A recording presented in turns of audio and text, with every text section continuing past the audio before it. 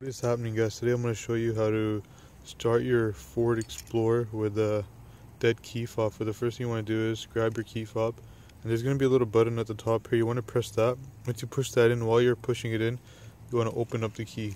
So it opens up just like that, and there's going to be another key in there. And then what you want to do is use that key to unlock the door. So if your key fob is dead, you just take that key and then you turn it. I think it only turns to the right. Yeah, and then it'll unlock. And once we get in the car, what we're gonna do is put the key fob back together. So let's do this right now.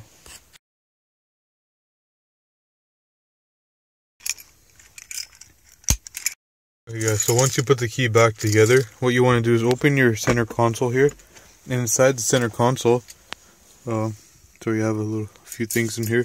There's going to be a little insert for the key. So you see that right there? See where my finger is pointing? Right there? That's the little insert for the key. So what you want to do is, buttons facing forward, you want to put the key in there. And then you just want to start your car like normal, and the car will start up. So my key fob was not dead, but if your key fob does die, this is how you start your Ford Explorer.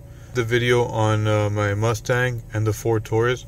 So originally the key fob was dead on the Ford Taurus, and I made a video on that, and I was like, okay, maybe I should make a video on the Mustang and also the Explorer too, just in case somebody has a dead key fob. So this works from 2015 on to, I guess, 2017, 2018.